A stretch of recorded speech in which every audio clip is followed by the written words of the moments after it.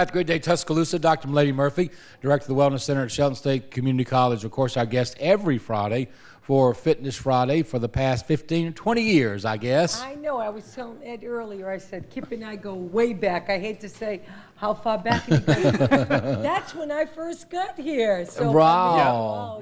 Wow. So now, Ed Whitehorn. Yes. Right. Yep. And you actually tell us about yourself, kind of where you're from and how you made your way to Tuscaloosa. I was born in England, and I came over here for college and ended up staying here, and came here in '93 and did my undergrad, did my master's here, and I work out at Shelton as well, teach out there. So I kind of came here for college, and Tuscaloosa kind of stuck on me. So. I love to hear that. We had a wonderful author yesterday, B.J. Holler, who did quite a compelling book on.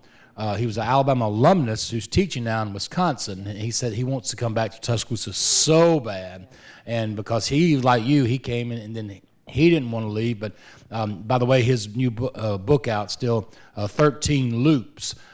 Race, violence, and the lynchings in America. It's quite a compelling story that involves three people from the 1930s up to the 80s in those horrible times of our battles over segregation. But anyway, I was so proud of him, and he was here yesterday. He came down from Wisconsin, was on to talk about his book, which is available, by the way, at Books A Million, Barnes & Noble, and Amazon.com. But he might have thought about him because he said he hated to leave today to go back home or go back to Wisconsin because he still wants Tuscaloosa to be his home. Well, you know, Ed's very humble here. I just want to brag on him a little bit. Ed Whitehorn, I call him Mr. Whitehorn at Shelton State. He's our go-to guy. He teaches our health classes. He teaches first aid and safety. He does a great job in educating our students in CPR education and prevention. And but he's also a very talented young man. He walks the walk. He is a competitive cyclist, and I mean, I'm talking at the highest level, and everybody knows that's a cyclist here in town, knows the Brit. They go the English guy or the Brit, and he does a fabulous job for the community. He also, and I'm going to let him talk about that, he works at Velco City, and Velo City, thank you, Ed, and the owners love him. He's done so much for their business. In his knowledge and in, not only fixing the bicycles, but preparing people for cycling and to make the right choices and to do the right thing. And he does a great job with it, and we're lucky to have him. But I thought today we would ask Ed some things about, fitness and how to get started on a fitness program in cycling and not to be intimidated. What are some of the things, Ed, that you recommend for people if they want to get started on a fitness program at the lowest level that involves cycling? Cycling's a great way to to start out on a fitness program because it's low impact on the joints, and you can make essentially whatever you want of cycling. As you mentioned, there's competitive cycling, but of course, many people, myself included, started recreationally, and you can ride on the road, you can ride in the parks. We have bike lanes here in town. Some people use it as a method of commuting back and forth from classes on campus. So it really is. I love the sport so much. It's one of those things that we all remember as kids starting riding bikes, and it's something that you can do through your entire lifetime. And it is. You do burn a lot of calories that way, so you can definitely lose weight. You can improve strength. You can improve your fitness. You can improve your heart health. All of those things you can do through cycling. Very good. And he made I was thinking, just what he was saying. And you remember the excitement every year? You think you just had to have a new bicycle, for Christmas or whatever. And I can remember we used to keep and save our bicycles, and because it was probably one of the most important possessions that we have as a child.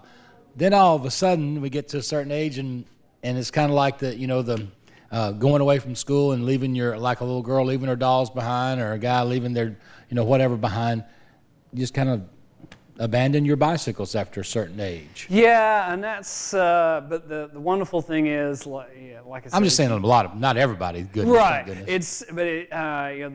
I think the students, the new students, incoming students, certainly are beginning to discover that it's like, the cycling is one of the best ways to get across campus, and that's great. That's a great thing.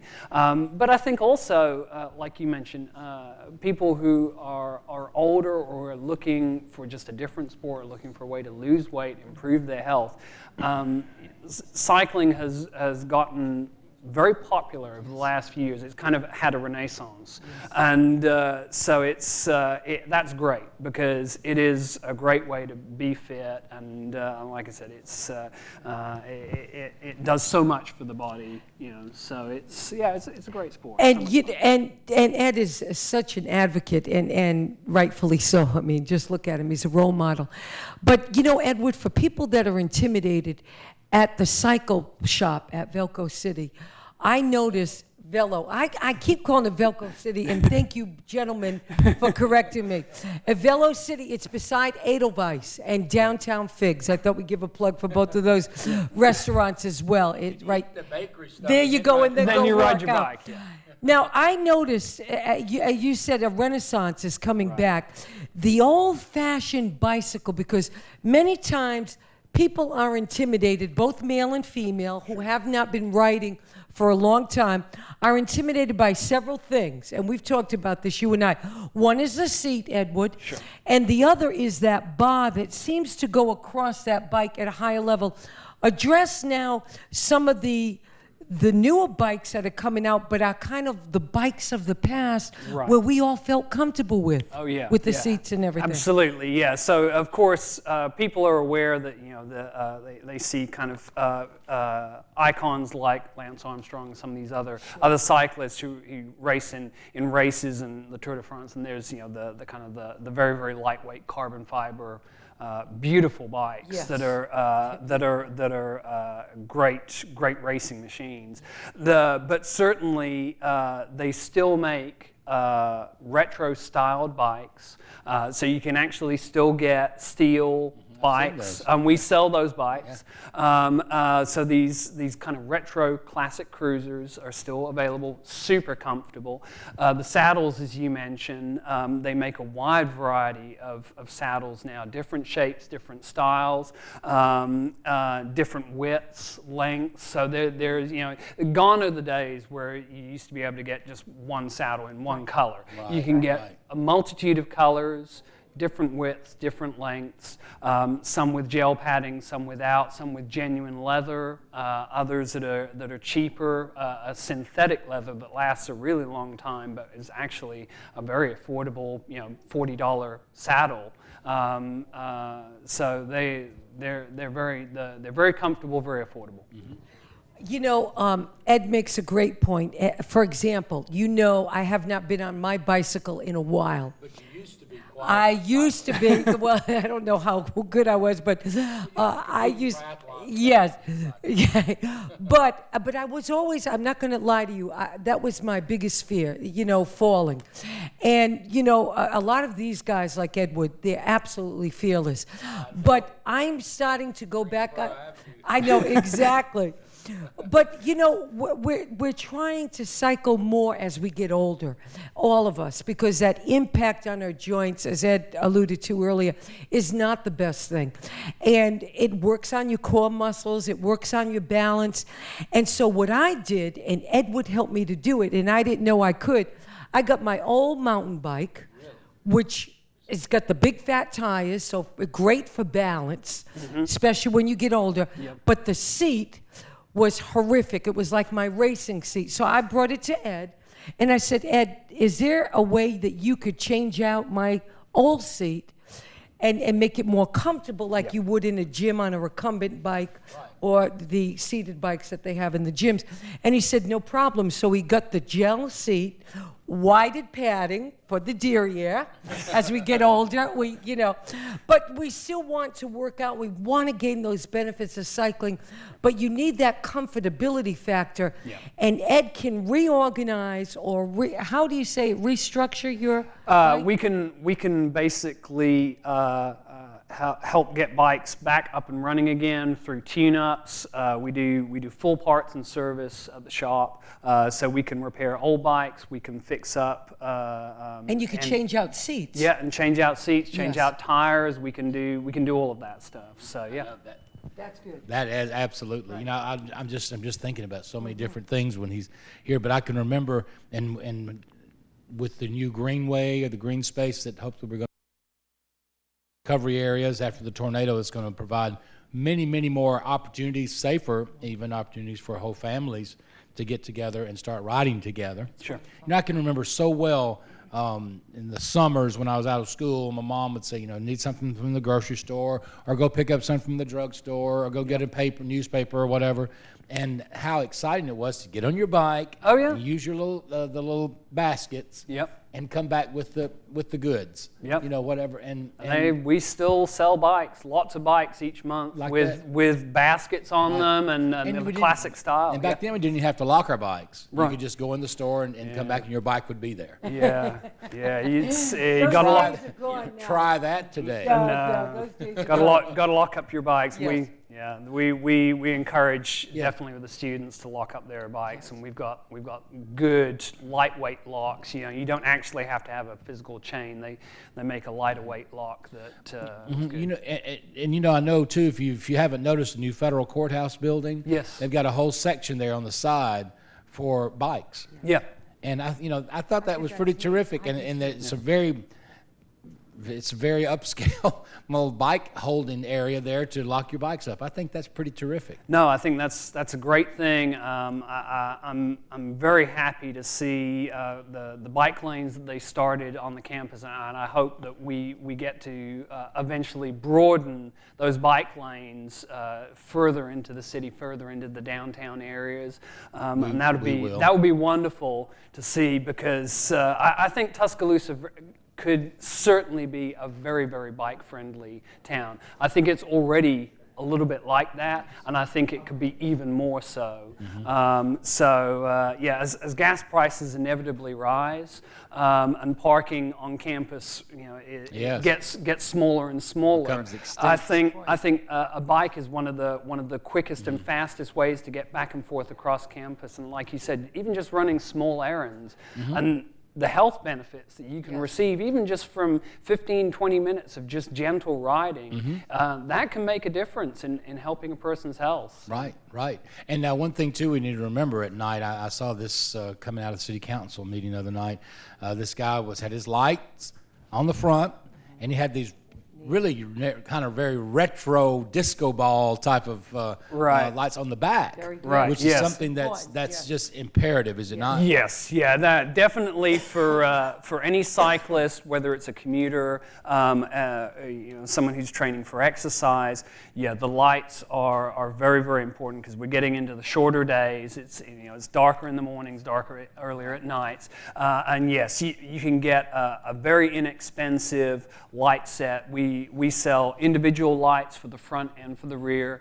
We also sell combo sets, so both lights together, and they're typically quite cheap. A $20 to $30 light, or you can get a combo pack for about $40. And a lot of them now are LED lights, so very, very bright, but really quite compact. Gone are the days of these where you had to put the heavier, bigger batteries in there. Some of them are even rechargeable now. So you get almost kind of the brightness of a flashlight, a large flashlight, in a very compact, lightweight unit. It straps either straight to the handlebars or straps to the seat post of the bike, and is very visible, very, very visible. Good, Ed. And while we're talking about safety, which is a very important issue with cycling for people of all ages, Ed, not only the light and the neon thing, that the vest that people can wear in the visibility evening, vest, yeah. very important. But address briefly, if you will, the importance of helmet in head safety and preventing head Oh, injuries, yeah. especially with children, or if you're on a racing bike, or if you're going to be going fast and you know you're going to be. Yeah, it's really, it really doesn't matter if you're riding on the road, if you're riding on the trails. Yes. It's a really good idea to have a helmet. And a good basic helmet is not super expensive, but all the helmets, the way the helmets are made here in the U.S. is they all have to pass safety standards, the CPSC safety standards. So every single helmet, doesn't matter whether it's an entry-level $40 helmet or a pro-level $200 helmet that the riders will wear in the Tour de France, they all have to pass the safety standards. Oh, that's a good point. So, and then you can choose a helmet that feels comfortable, has the right amount of ventilation. We here in the South tend to prefer our helmets with more ventilation. So it's, because it's super hot, super humid in the summertime. So usually it's a great idea to get something with lots of vents, and there are plenty of helmets out there that'll fit all head sizes. So yeah. Well, I was formerly on the board of the Alabama Head Injury Foundation, and so I have definitely seen some of the horrible accidents and the injuries and the traumas. Yeah, we've certainly that could have possibly been avoided. Oh yes, and certainly we have seen through the Druid City Bicycle Club and then friends of that are also cyclists. We have all heard, and we've all occasionally been involved in bike wrecks, and I can say without a shadow of a doubt, I know people who have been involved in wrecks. Had they not been wearing a helmet, they would have unfortunately become a statistic. And so they certainly, the helmets do their job perfectly. Well, I have a young family member who has got 9 lives at least, and has been even airlifted and flown to hospitals all over the country from accidents on a motorcycle. Yep. Which, in case were not his fault, it was situations of people turning out, like you'd regularly turn off, and then someone will come off the shoulder of the road. Right. To, you see that every day. Yeah. I've seen I never will forget a student from Oregon who was killed here in Tuscaloosa on a bike, bike accident. And just recently at the top of Greensboro Avenue, I was on my way to the Bama Theater for an event, and someone was hit and injured pretty bad right there. We have to share the road, and in situations like that, everybody sometimes in a hurry. Mirrors are certainly very important, that if in some situations on bikes as well. Yes, right? and you can install mirrors onto bicycles, so you can see some will install to the helmet, some will install to glasses, or install on the handlebars. So you can, there's a number of ways that you can see behind you, and you mentioned the lights and the high visibility vests. So they make jerseys, cycling jerseys that are in a kind of a bright green, so that cyclists are more visible, and that's definitely very important. Do we ride, again, reminded, do we ride with the traffic? You ride with the traffic. So you see that a lot sometimes too, don't you? Yeah, you should really, if you're a cyclist, you should follow the same rules of the road that the car follows. So ride with traffic, and ride in the correct lane. So yeah. Very good. Well, thank you for addressing the safety issues, because that is very important and compelling in this day and time, because we're trying to improve the cultural awareness of cycling, and safety is critical in creating that culture and the understanding of cycling. But can we just talk about fitness as well today, Edward? Because cycling, I see as we get older, plays a vital role in increasing our fitness level without the impact on the body as some of the other sports that we've done in our youth. So tell the viewers out there some of the muscles that are atoned by it, address the cardiovascular fitness, and some of the benefits that we feel we gain through body composition as well. Sure. cycling, a lot like running and swimming, is a cardiovascular type of exercise. So it really works on the heart and lungs really well. So it's great for cardiovascular health. So really works on the blood vessels, the heart, and the lungs. As you mentioned, cycling is also kind of lower impact. So for those folks who are becoming older or they have painful joints and need to do lower impact types of exercises, the cycling is a great choice there because it's pretty much no impact. You're just riding on the bike. So the joints, the legs, and the muscles, of course, do the primary amount of work as far as the muscles go. And then the heart and the lungs essentially fuel those muscles.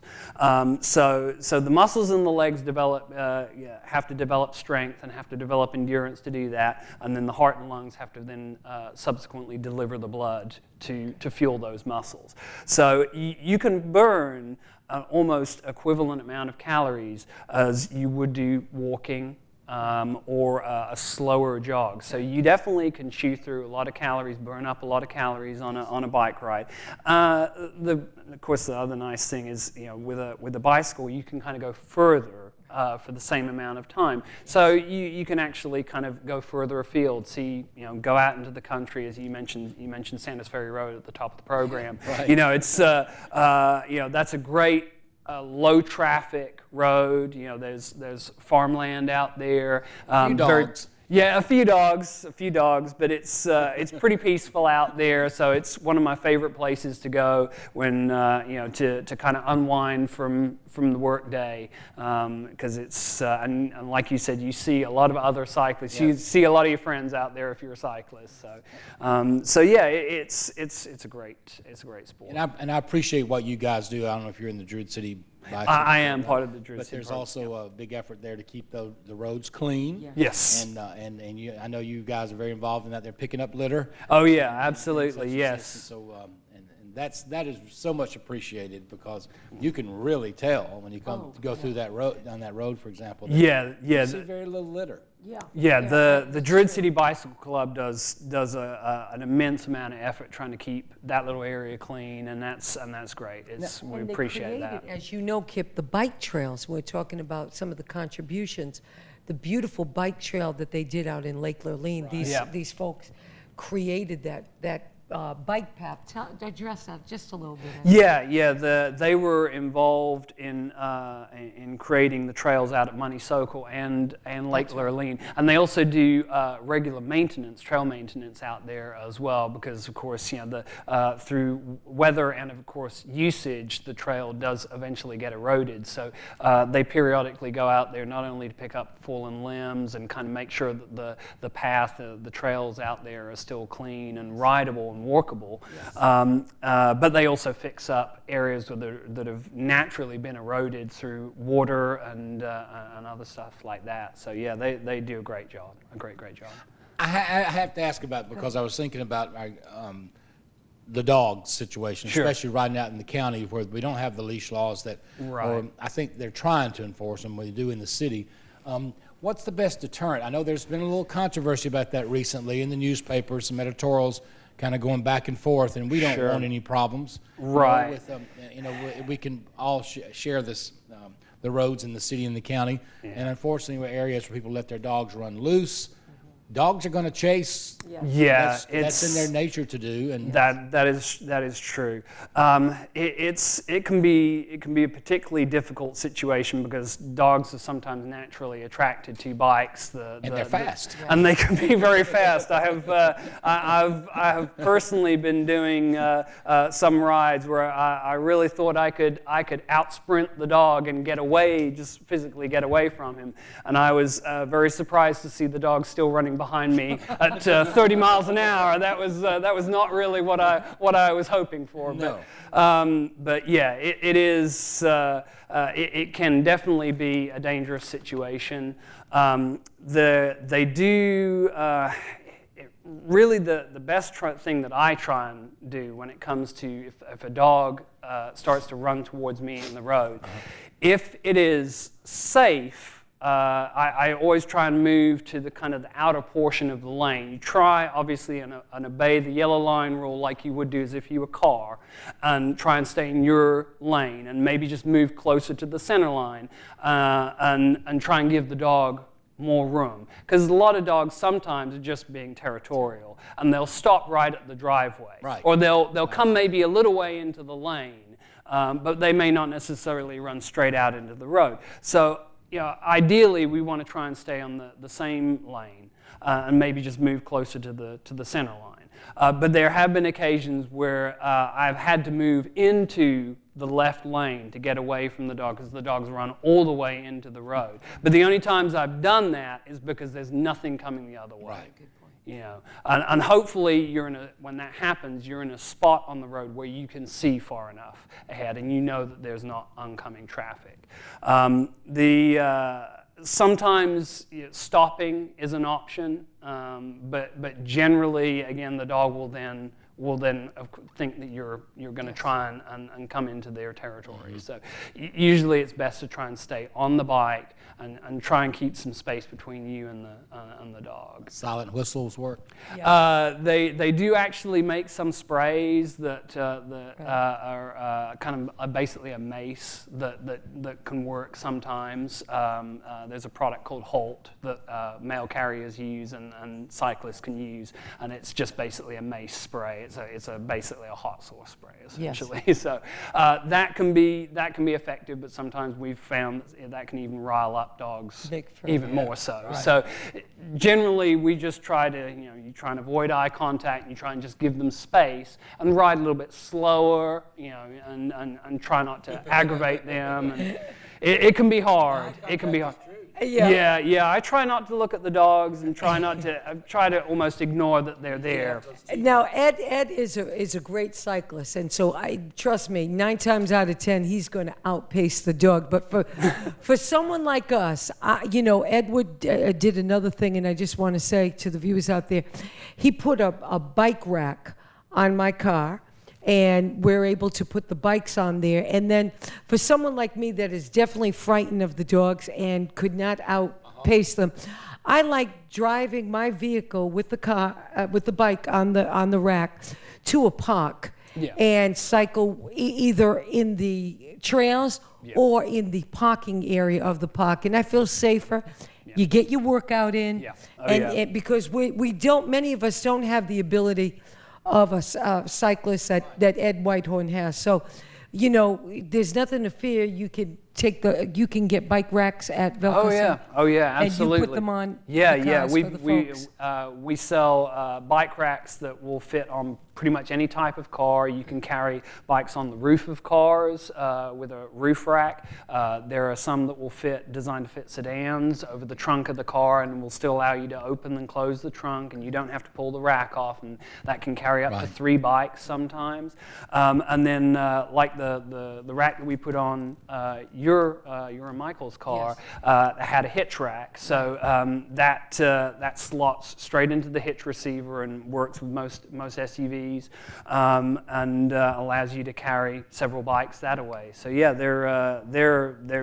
can definitely carry a lot of bikes that way. Well, it's been wonderful having you here today. Well, thank you, absolutely. Kip. I appreciate it. And I feel better when Dr. Murphy says, you can ride to a park, and there you don't have to worry about the coyotes and the bobcats. Yeah. Right. But other than that, the dogs here or the bobcat here. I mean, I haven't seen one yet because I'm a big baby. Just look around the corner. Oh, yes, there are. And there are no moccasins in the Black Warrior River. I've never seen one.